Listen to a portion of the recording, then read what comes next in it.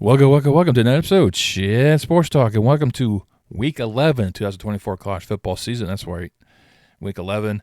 The first college football playoff poll has been released. Not too many shockers, except for Ohio State being 2, Georgia 3. It's all semantics at this present point in time because there's still plenty of games left. You start seeing what quote-unquote will be elimination games. Especially the Alabama LSU matchups. I think the loser of that game can kiss any opportunity at the playoff goodbye. I think it'll look really bad in the committee if they put in a 3-loss SEC team in the playoff if they don't win the conference. But that's a moot point. That's for later discussions later on in the season as the polls progress. But before I dive into my Week 11 10 picks, I'm going to look back at Week 10 and also give you my updated point index poll. Some few shockers in there. But let's start things off with week number 10. I got grounded once again. It seems to be a reoccurring theme. I'll have a really good week and then a lackluster week.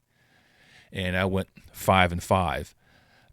It was not ideal, but a lot of games didn't really pan out the way I hoped they did, and some teams just came to play. That's all it comes down to it. Some teams just came to play. I'll start off with at Happy Valley. I picked the Buckeyes. They struggled, but they were able to get the victory when they needed to. While Will Howard throwing at least 2 touchdowns, did not have a very pretty passing game. Junkins wasn't very much in the running attack. There was a defensive showdown, and Ohio State showed to be a little bit better defense and showed how Franklin can still not beat either Ohio State or Michigan. I think he has like 1 win against them. Down South Beach with Duke came to town. Once again, I picked Miami, but I knew Duke was going to make this close. Or at least not make it close, but at least make it a fight. They definitely did. They just kept fighting, but Miami just poured it on. Cam Ward should be in the Heisman consideration. 400 yards in the air, 5 touchdowns, as Miami was just too much defensively, and Duke is just reeling right now. Iowa State suffered their first loss of the season to a very feisty Texas Tech, who had to come off of their late the game disappointment against TCU. They go into Ames and just shock the Cyclones, ending their undefeated streak, their perfect season. But they'll have another test coming up this upcoming week down Death Valley in Clemson, South Carolina.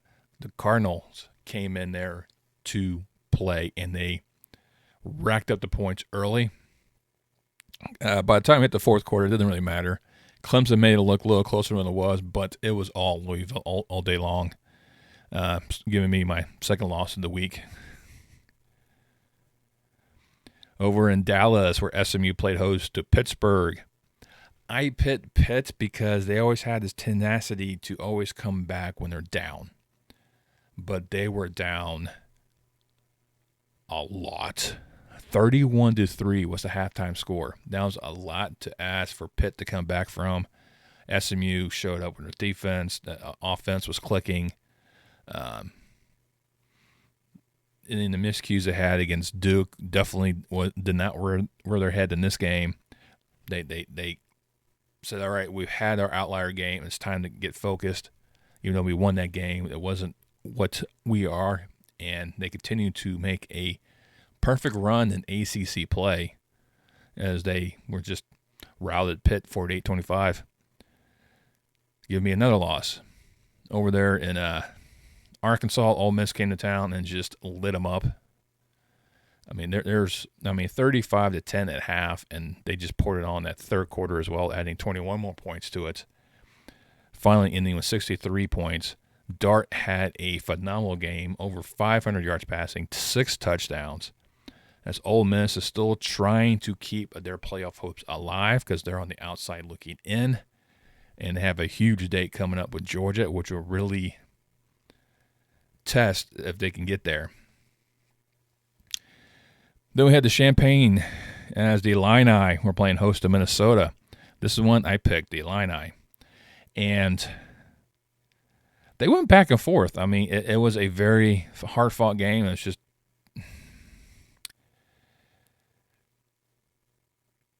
that Minnesota was able to rally and take the lead after the Illini took it and was able to march down the field and I'm scoring, having them win 25-17. Get that huge bottleneck right there in the top end of the Big Ten. A little hard to try to knock off Oregon, Ohio State, Penn State off the top three there. But Minnesota is quietly moving up the ladder to see where they land.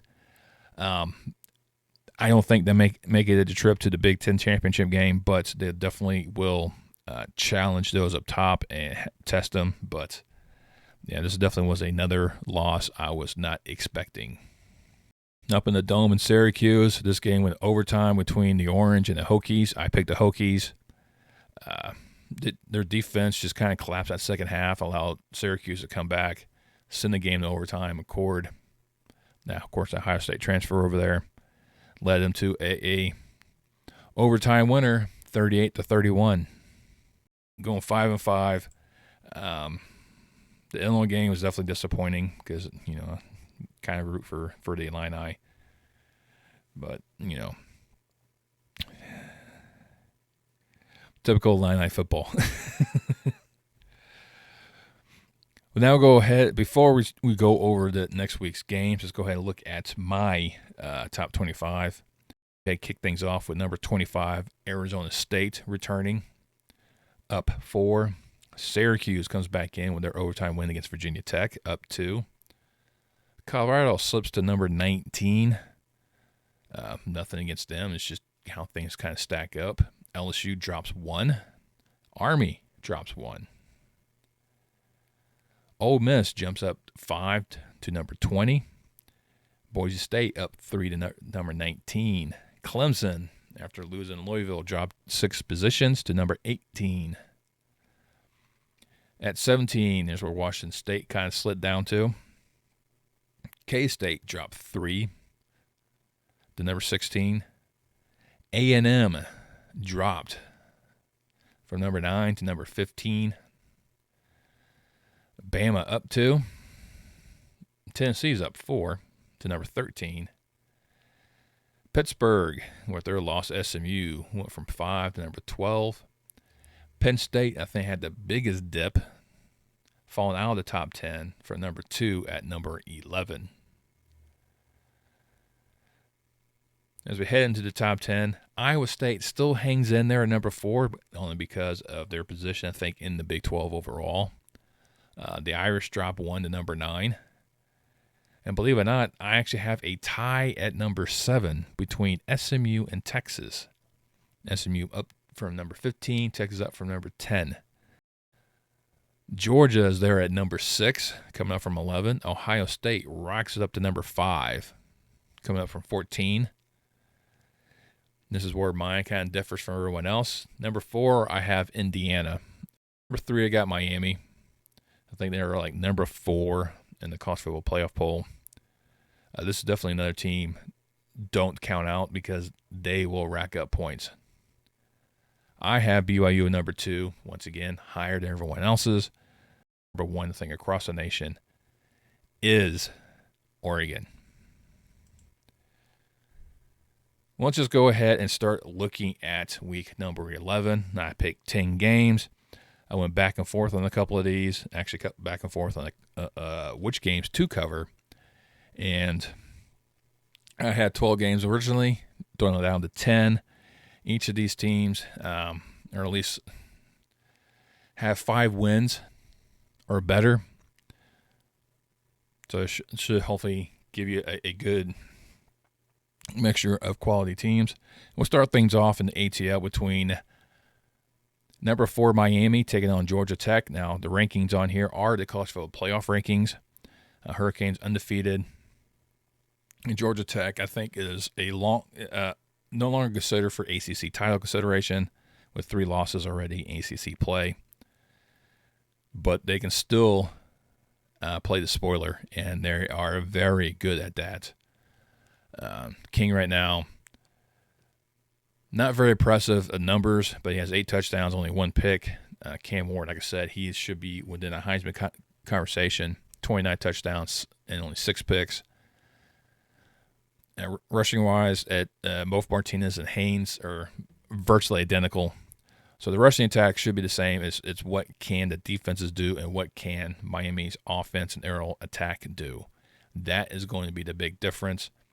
Georgia Tech has been being very lackluster in the offensive department the past 2 games, only getting 19 points in total.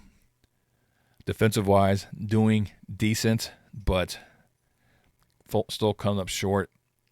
They do allow a lot of games. The only time their defense really stood up in the past 5 games is against Duke, limiting them to 14 points. And Virginia, Miami is just a juggernaut. Even if their defense doesn't stop the points, and looking at the past 5 games, not really. Florida State is the outlier. But they, on average, allow at least 31 points if you count the other 4 games. Duke, 31. Louisville, 45. Cal, 38. Virginia Tech, 34. And Cal had to come back to beat them. Miami likes living on the edge. Analytics having 77%. The line favors them by 13. You know what? I'm not going to push back on that one because I think Georgia Tech's offense is going to be stifled. They'll probably find a few good plays in there. Should rack up probably about 3 touchdowns, but it's not going to be enough. Miami's going to at least have 5 easy. And Hurricanes. Now we have an SEC battle between the 3rd-ranked Georgia Bulldogs taking on the 16th-ranked Ole Miss Rebels. This is pretty much a must-win for Ole Miss. If they do not win this game, they can kiss the playoffs goodbye. Plain and simple. Right now, they're on the outside looking in. They're like four positions back from that last spot. But again, a key win against Georgia would vault them into that conversation. However, Ole Miss doesn't seem to really win the big games. And 2 losses of conference play, it will hurt right now. Georgia's sitting on top of the SEC with 1 loss. So it won't be out of the realm of possibility of Ole Miss getting back into the conversation, SEC title. But I don't think it is. The problem really goes with Beck not really living up to the preseason hype he had coming in, because he stayed. And everyone put him as the favorite for the Heisman, and he has not lived up to the hype. 17-11. That's TD interceptions. That is horrible. And he throws a lot of picks. He forces the ball. Ole Miss will thrive on that. And Dart's going to find ways to get in there because Dart has a better ratio of 21-3. But it's going to be that Georgia defense that really needs to elevate itself, really step into the forefront. Only 2 games of the past 5 where the Georgia defense really fell apart. That was against Mississippi State and, of course, their loss to Alabama. But if they can handle the offensive powerhouse that Texas could have provided to only 15 points, they could do the same thing to Ole Miss. At Ole Miss, had some issues. Of course, a game against Kentucky, still a black stain on there. Shortcomings against LSU because LSU came in the second half and Ole Miss just couldn't stop them. Once Georgia gets going, that is it, and that's what they're going to have to get back in there to get going. Right now, analytics favor Ole Miss by 54%, but the line has Georgia at 2.5. This is how the duality of this SEC matchup can be, and depending on which version of Beck you get. I'm still picking the dogs to win this one. I think it's going to be a very close matchup. Beck's going to make some costly interceptions. It's up to the defense to limit the amount of darts that Dart throws and limit their touchdown and keeping the field goals. Keeping the field goals will allow Beck to brush off first half jitters, come back second half, light up the scoreboard, and be able to get Georgia past Ole Miss. Now we head over to Bloomington, Indiana, with the surprise 9-0 Hoosiers, who are 8th in the CFP, taking on the 5-4 Wolverines. I think Michigan's going to make this a little closer than what Indiana really wants. Michigan's just one of these feisty teams, but they fell apart against Oregon. They only scored 17, but they don't really score a lot. The most they scored in the past 5 games is 27 points. That's when they edged out Minnesota. So offensively, they are struggling. Warren has more interceptions than touchdowns, at 6-5. Ellison's he's trying to do his best, about 670 yards, but only 9 TDs. And if you look at Indiana, they've just been racking up the numbers, and they haven't really been tested. I think Maryland, you could probably say they've been tested. Nebraska, which I thought was going to give them more of a challenge, they just blew the doors off of them. Washington, I thought would be closer than what it was. They blew the doors off of them. Beat the rival Michigan State. So Indiana's right now is just cruising. Analytics have an 87%. The line right now is 14 in favor of Indiana. I do think it's going to be closer than 14. Only because of Michigan's trying to make a statement, trying to reestablish their identity. It's gone for this year. Michigan's just looking to play spoiler. They're looking to get that 6th win, get a bowl game, and restart for retool for next season. But I don't think Indiana's going to win by 14. I do think it's probably be a double digits, like a 10, 12-point win, but I'm definitely going with the Hoosiers to remain undefeated.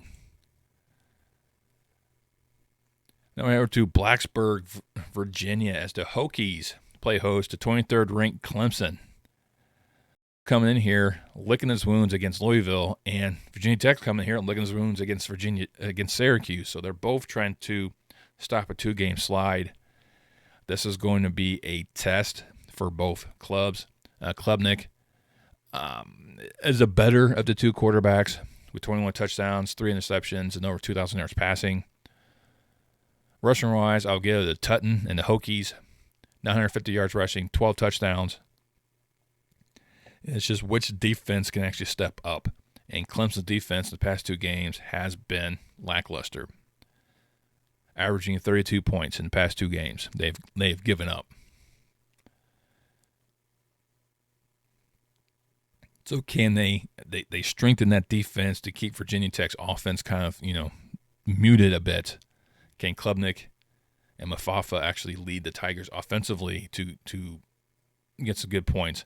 They've had some decent games where they racked up the points. Note, they haven't really faced really that tough of a talent. I think Virginia's probably the biggest threat they've had so far, and as well as Louisville, because they lost that one. But Virginia Tech's going to give them another test of their sanity, to say the least. Analytics favor Clemson by 62%. The line has Clemson by 6.5. I, too, am going with the Tigers. However, I would take the points in Virginia Tech just because I think this is going to be closer than what Clemson wants. But Clemson needs to get this win to stay relevant in the ACC conversation, because right now they're on the outside looking in because of Miami and SMU. Yes, that's right, SMU are sitting the top 2 in the ACC conference right now. But if Clemson can find ways to keep themselves relevant and just wait for one of them to slip up and so they can sneak in, that's what they need to do. But I think Clemson should be able to edge out Virginia Tech and rebound from their loss. And this is the game I kind of went back and forth on whether or not I was going to cover this one. And we're going to head to Denton, Texas, where the 25th ranked Army, undefeated, will take on 5-3 Mean Green of North Texas.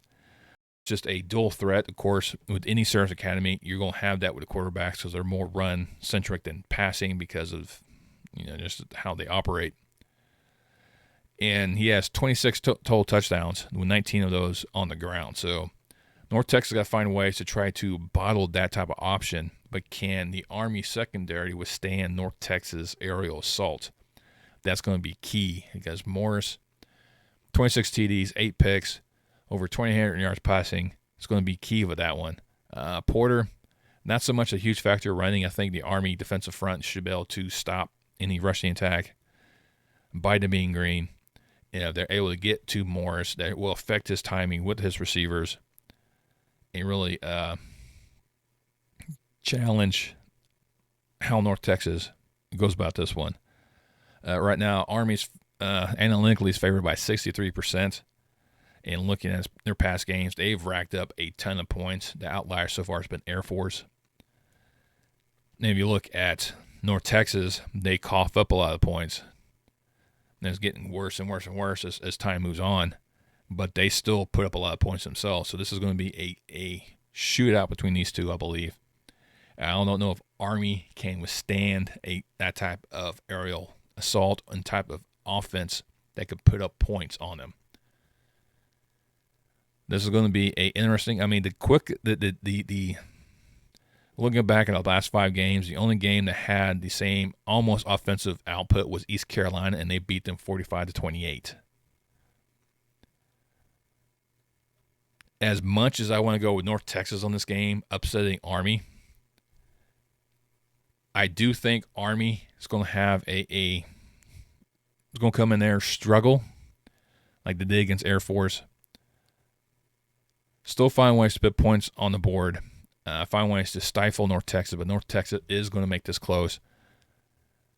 I think it's going to probably be maybe like a 31-28, 35-28 type of victory, but I think Army can edge out a victory in Denton. Well, let's keep in a Lone Star State. Let's head over to Lubbock, where the 6-3 Texas Tech will play host to 20th ranked 6-2 Colorado in a Big 12 showdown for Colorado to keep pace in the top, because right now they only have 1 loss in conference play. Tech with 2. And this will keep, like I said, Colorado close, because right now top 2 are still BYU, Iowa State. Tech also has a tiebreaker against Iowa State, so they have some initiative to kind of stick around as well. And you kind of look at some of the games that Colorado has played the past 5 games. The biggest disappointment so far has been against, of course, Kansas State, and them losing that one.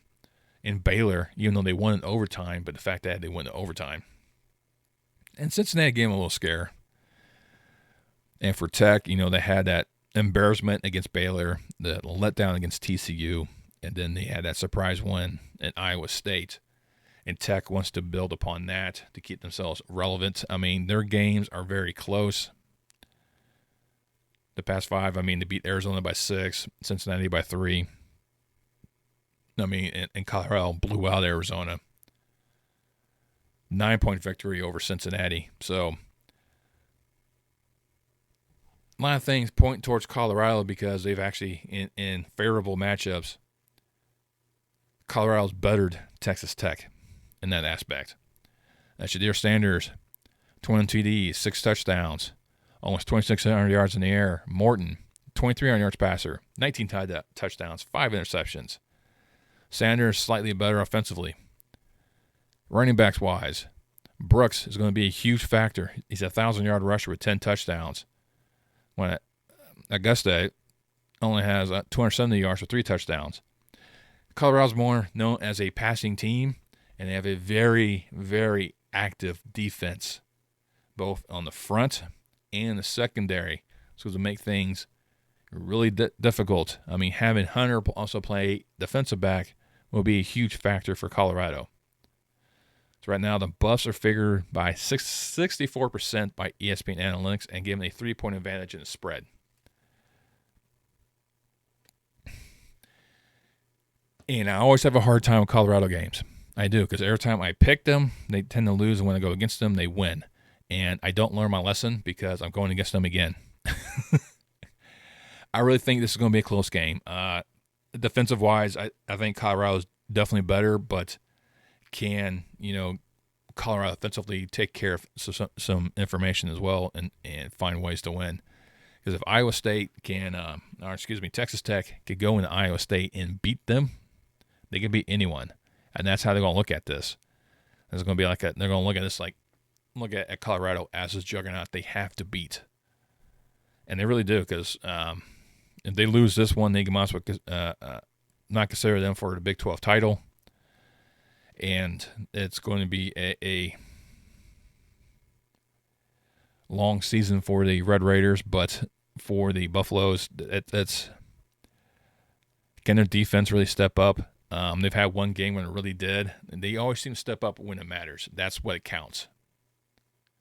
They do this all. They bend. They allow teams to score. But when push comes to shove, they slam the door. But I think it's going to come to bite them. Sooner or later, it's going to come to bite them. I think Tech will squeak out a small victory here. Let's head over back to SEC Nation. This time we head to the Music City, where the 6-3 Commodores of Vanderbilt will play host to 5-3 South Carolina Gamecocks. Two teams that just know how to really upset people and play them way too tough. South Carolina had a huge win against A&M last week. Of course, we're still talking about Vanderbilt over Alabama. It's a weird type of thing. You saw what South Carolina did with Alabama and almost beat them. And then Vanderbilt almost beat Texas. So they have quality losses, quality wins. It's going to be a huge showdown. In the middle of the pack, I don't think they'll have much indication. Vanderbilt could find its way in the title picture, but you already have 5 teams ahead of them with one conference loss. And you have, Ole Miss and Alabama also having key games as well, also 2 lost teams. So it's going to be a hard road up to try to get there. I don't think it's going to happen. But Pavia definitely is a interesting character with 15 passing touchdowns, 19 on the ground. So he's one of these elusive quarterbacks. He's going to make a lot of mistakes in this game. He tends to do that anyways. Sellers for the Gamecocks, not much better in terms of mistakes, whatnot. It's which defense is really going to step up, and both defenses are playing on point. Right now, Analytics has a 59% South Carolina. The spread is -3 for South Carolina. I'm going Vandy. And I think the Commodores like playing the underdog. Of course, they're a huge underdog against Alabama, huge underdogs against Texas. And they always seem to find ways to win. I think they're partying underdogs against Kentucky in that time frame. And I think they need to get this win to kind of still keep themselves in there, because they could, by the end of this week, be number 3, number 4 in the conference, depending how things kind of play out everywhere else. So them hanging around, kind of playing spoiler, it's going to be kind of fun. But it's going to be a fun, entertaining game, especially if you're fans of SEC. This will definitely be up there, because it's not your traditional teams. You really want to look head-to-head, but after that Georgia-Ole Miss game, this could be a nice little game in the middle of the other big-time SEC game. But, yeah, definitely like the aspect of Vandy winning against the Gamecocks. And that time out to Baton Rouge, where the 15th-ranked LSU Tigers play host to 11th-ranked Alabama Crimson Tide. Both teams come in there at 6-2. This is going to be your quote-unquote playoff elimination game. I think the loser of this might not have a shot at making the college football playoff. Right now, Alabama's in because it's Alabama. That's the only reason why they're in. Well, maybe because they beat Georgia. All right, I give you that one. But beyond that, I wouldn't have. I mean, they lost to Vanderbilt, struggled against South Carolina, lost to Tennessee. Yes, they shut out Mizzou. But I probably wouldn't have them in here. And then you looked at LSU's schedule. I mean, that overtime win against Ole Miss. I mean, they did lose A&M, which I figured they would. Going to College Station, it's going to be hard pressed to play. But LSU needs to get this one and keep within pace with all the other top teams in there. You know, the Bulldogs, the Aggies, the Vols, and the Longhorns. So I think LSU is in a better position outside, because if they lose this one, they may or may not be eliminated because they only have 2 conference losses, so they can still end up trying to win the SEC.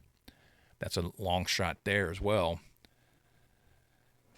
But also I think it depends on how you lose this game, depending on whether or not you'll be officially eliminated or not. For me, I think they should be, because why should you have a 3-loss team make it in? I don't know. But Milroe is definitely a player everyone's looking at. 13 touchdowns, 6 interceptions, 1,900 yards passing. Also, a dual threat. He's also a runner, so you got to watch out for that aspect. But the actual running back for the Tide, Miller, 450 yards, 7 touchdowns. Definitely better than LSU's Durham. And which defense is going to step up, because the Alabama defense was vicious against Mizzou. But Mizzou is also kind of injury riddled at quarterback, which kind of help matters. And LSU defense copped up a lot against A&M. And Alabama plays a very similar style offense as A&M, which is going to play havoc for LSU. Okay, Nussmeier rise to the top and become the next LSU quarterback legend. That's going to be a hard pill to swallow. Can Brian Kelly beat Alabama? Yeah. Doesn't have very good success against Alabama, no matter where he's at. Analytics have Alabama at 70%. They also have them in a 2.5-point spread. Everything is all tied.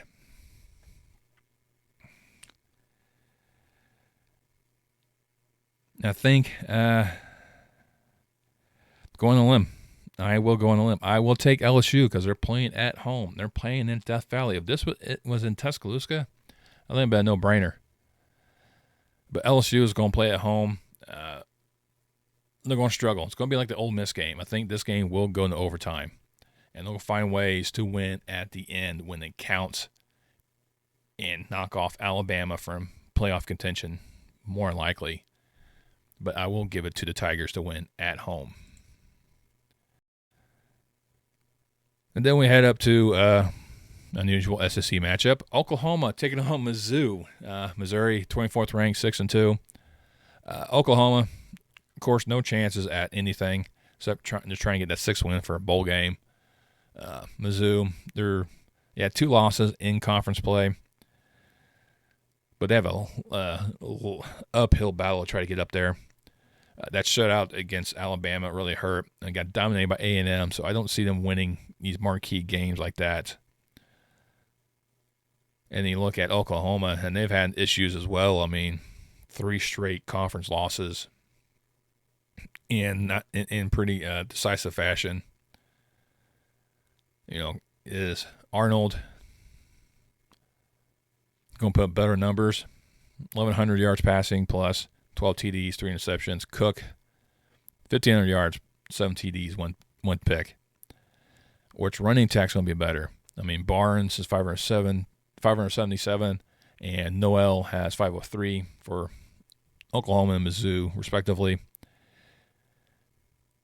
It's just which one's going to really step up. I mean, you see more is at stake for Mizzou in this game than it is for Oklahoma. Oklahoma's just there to play, spoiler.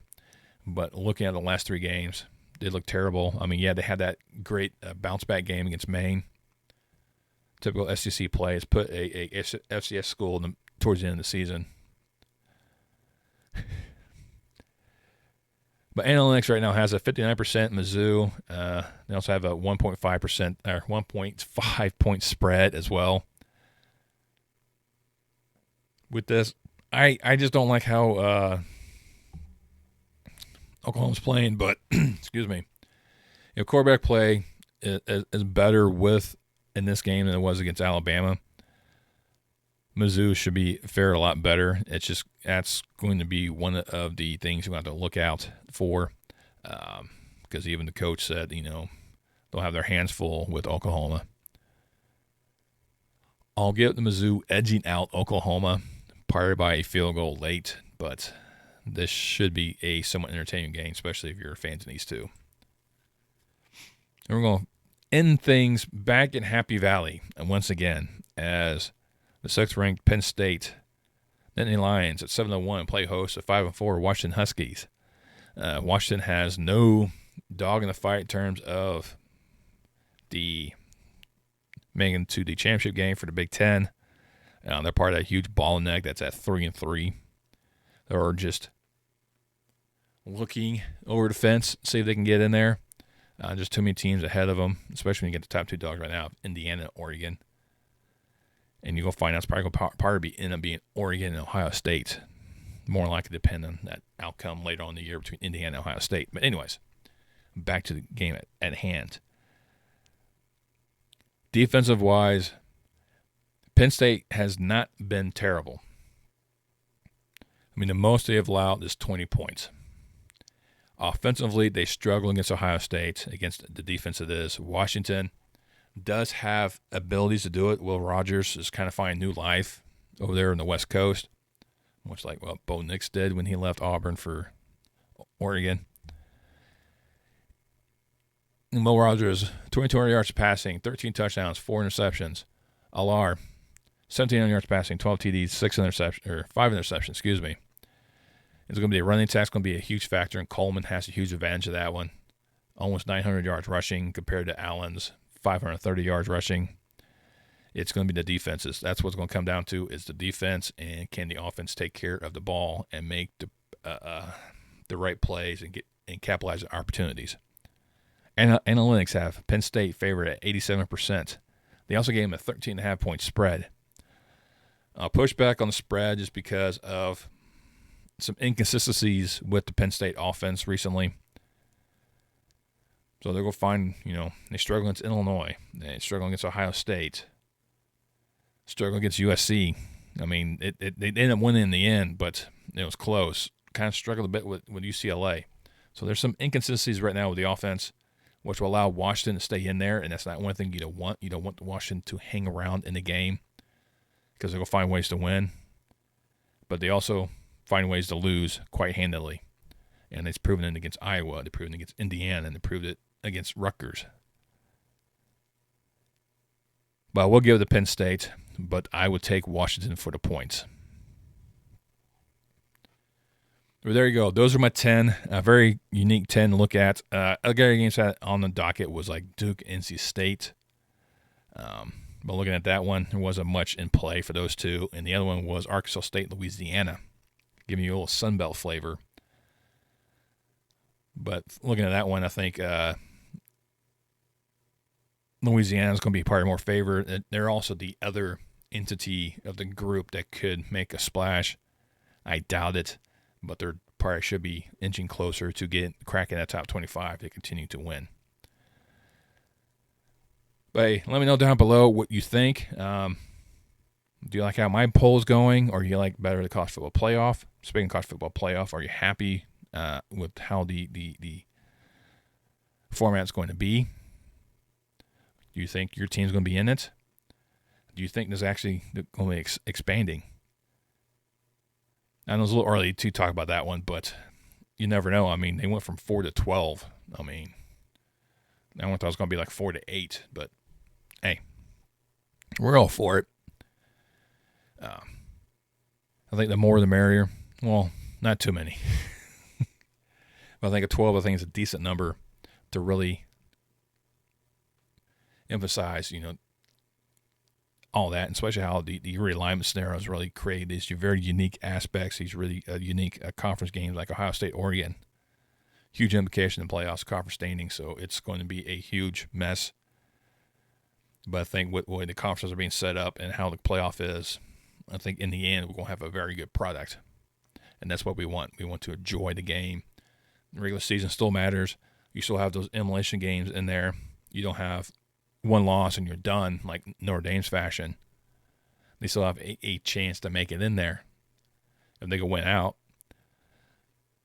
But that's what you want. You want these stories. You still want good teams to play. You don't want these routes.